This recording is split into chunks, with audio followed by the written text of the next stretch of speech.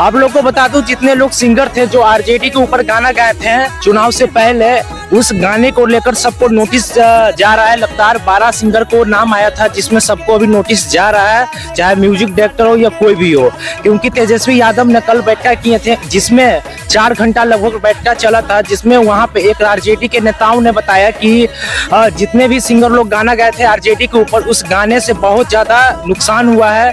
क्योंकि आरजेडी के ऊपर बहुत सारे लोग उल्टा सीधा भी गाना गा दिए थे, जिसके वजह से ये सब गाना नहीं चलना चाहिए था। बहुत सारे गाना देखे होंगे कि भैया के आवे दे सट्टा में कट्टा भिरा के उठाए ले वो घरे से रे, इस सब गाना था।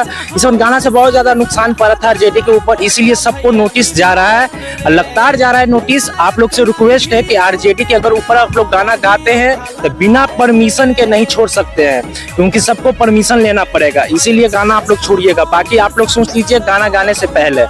बाकी चलिए यही